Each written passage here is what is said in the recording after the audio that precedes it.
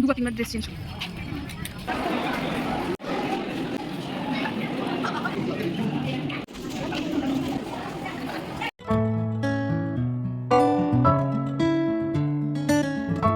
Hello everyone, সবাই কেমন আছো? আশা করছি অনেক ভালো আছো। আমি অনেক ভালো আছি। পায়েল মন পাখি চ্যানেলে নতুন একটা ভিডিওতে সবাইকে ওয়েলকাম। একটু ঠান্ডা লেগেছে ঠিকই, তোমরা আমার গলার ভয়েস শুনে বুঝতে পারছো, একটু ম্যানেজ করে নিও। তো আমি আজকে চলে এসেছিলাম কৃষ্ণনগরের রাজবাড়িতে। তোমরা তো অনেকেই দেখে বুঝতেই পারছো এটা হচ্ছে রাজবাড়ির সামনের গেটটা, মানে একদম ফ্রন্ট যে গেটটা পড়ে সেটা হচ্ছে সামনের গেটটা। তার পাশে ডান দিক দিয়ে চলে গেলে পরে আরেকটা গেট পড়ে, সেই গেটটা ক্রস করলে পরে তারপরে হচ্ছে রাজবাড়ির যে মেন গেটটা সেটা পড়ে। আর ওই যে দেখতে পাচ্ছ সেটা হচ্ছে সেকেন্ড গেট। তারপরে হচ্ছে এই পাশ থেকে আরও ডান দিকে চলে গেলে পরে, সোজা চলে গেলে পরে পড়বে হচ্ছে লাস্ট যে গেটটা সেটা, মানে হচ্ছে ফ্রন্টের একদম ঢোকার যে মানে মুখের যে গেটটা বলে ওটা। তো আমি এসেছিলাম কৃষ্ণনগরের জগদ্ধাত্রী পুজোর ভাসান দেখার জন্য, মানে ঘট ভাসান দেখার জন্য। আর সেখানে এসে রাজবাড়িতে আসবো না, এটা কি কোনো সময় হয়?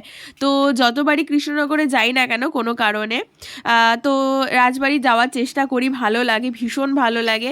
তো সেখানেই আমি চলে এসেছিলাম। তো গেট ক্রস করে আমি একদম ভেতরে ঢুকে গেছি, দেখো। আর চারিদিকে কি সুন্দর সবুজ আর সবুজ। এখানে কিন্তু অনেক রকমের গাছ লাগানো থাকে, নানান ধরনের গাছ এখানে লাগায়। আর এখানে পরিচর্যা করার জন্য লোকও থাকে। আর গেল বছর এসেছিলাম হচ্ছে কৃষ্ণনগরে জগদ্ধাত্রী পুজোর ভাসানে এসেছিলাম, মানে রাত্রেবেলা যে ভাসানটা হয়, জগদ্ধাত্রী মায়ের ভাসান হয়, সেই ভাসানে এসেছিলাম। আর আজ এসছি দিনের বেলায় ঘট ভাসান দেখতে। তো এটা আমার দেখার অনেক দিনের স্বপ্ন ছিল, ইচ্ছে ছিল। প্রত্যেক বছর ভাবি যে যাব কিন্তু যাওয়া হয় না, হয়ে ওঠে না। তো এবছর ঠিক করেই ফেললাম যে না, এবার যাবই আর কি।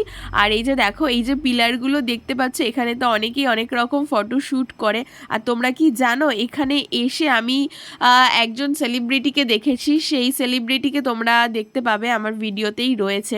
মানে এতটা সৌভাগ্য হবে বুঝতে পারিনি। বেশ ভালো লাগলো, ভীষণ মজা লাগলো। কেন কি রাজবাড়িতে তো আসাই হয়, কিন্তু রানীমাকেও দেখা হয় না, বা মানে বলে না যে মানে মানে একটা জিনিস চাইতে গেলেই আমি দুটো জিনিস পেয়ে গেলাম, এরকম একটা ব্যাপার। যাই হোক, আমি ঠিক গুছিয়ে বলতে পারলাম না কথাটা। তো মানে রানীমাকে দেখার সাথে সাথে আর একজনকেও দেখে ফেলেছি বেশ কাছের থেকে, ভীষণ ভালো লাগলো। আর তোমরা এটা জানো কি না জানি না, আমি এটা বলে রাখি, কৃষ্ণনগরে যে কোনো পুজোই হোক না কেন, আগে রাজাকে দেখাবে, তারপর সেখান থেকে ঠাকুর ভাসান হবে। এটা হচ্ছে রাজার নিয়ম। তো আর এখানে যে আলমারিগুলো দেখতে পাচ্ছ, এই আলমারিগুলোতে সংরক্ষণ করে রাখা রয়েছে রাজা আর অনেক জিনিসপত্র, যেই জিনিসপত্রগুলো রাজা ব্যবহার করত, সমস্ত জিনিসপত্রগুলো সংরক্ষণ করে রাখা হয়েছে। দেখো এখানে তোমাদেরকে দেখাচ্ছি ঘড়ি, তারপর হচ্ছে ড্রেস, পোশাক, রাজার ছবি, সমস্ত কিছু এখানে সুন্দর করে সংরক্ষণ করে রাখা হয়েছে। দেখে তো ভীষণই ভালো লাগলো। রাজার জিনিসগুলো দেখলাম, খুব ভালো লাগলো। আর তারপরে হচ্ছে মানে যেটা বলে না, ডবল গিফট পেয়ে গেছি আমি। হ্যাঁ, আমি ডবল গিফটই পেয়ে গেছি। তো যেটা নিয়ে আলোচনা করছিলাম, সমস্ত পুজোর ভাসান বলো, সমস্ত কিছু বাড়ির পুজো হলে পরে সব কিছু আগে রাজাকে দেখাবে, রাজার গেটের সামনে আসবে, তারপরে সেখান থেকে সেই ঠাকুর চলে যায় ভাসানে।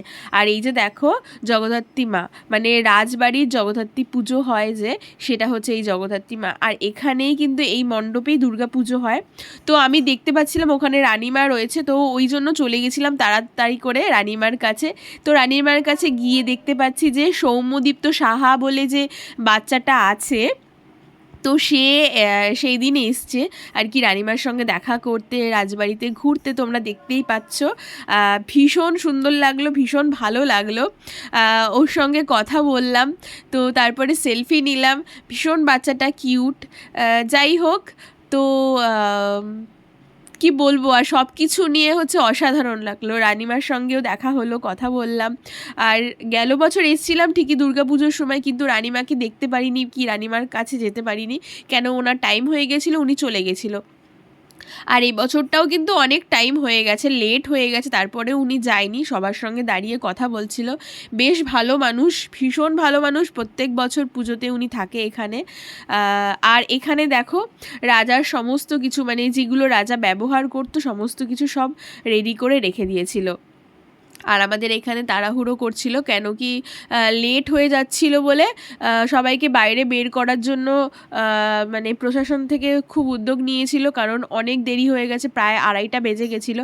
যেখানে 1:30টার সময় বন্ধ করে দেয় সেখানে 2:30 হয়ে গেছে, বুঝতে পারছো কতটা লেট হয়ে গেছে। আর এখানে কিন্তু যজ্ঞ করা হয়। আর মানে রাজবাড়িটা বলতে গেলে খুবই সুন্দর লাগে, আমার তো ভীষণ ভালো লাগে। মানে আমি 2বার এসেছিলাম রাজবাড়িতে, এই নিয়ে 3বার হলো, এর আগে 2বার এসেছিলাম, এই নিয়ে 3বার হলো। তো ভীষণ ভালো লাগলো। আর আমার একটু গলার ভয়েসটা সমস্যা হচ্ছে, তোমরা একটু ম্যানেজ করে নিও।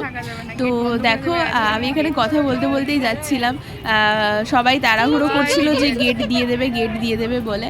তো একজন পাশ থেকে কিছু একটা বলছিল, সেটারই অ্যান্সার আমি দিচ্ছিলাম, কি বলছিল আমার মনে নেই।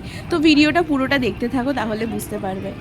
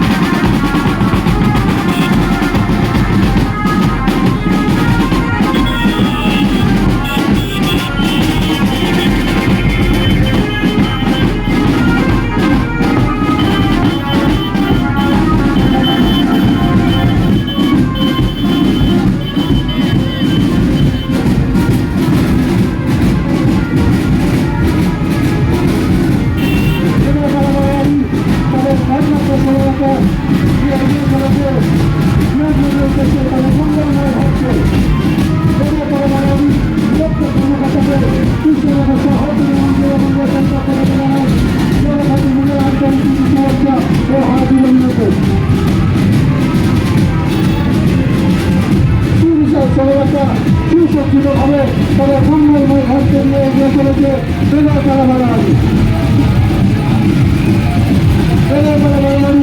প্রত্যেক কর্মকর্তাকে কৃষ্ণনগর শহর তৃণমূল জেলা কংগ্রেসের পক্ষ থেকে আন্তরিক শুভেচ্ছা ও অভিনন্দন করে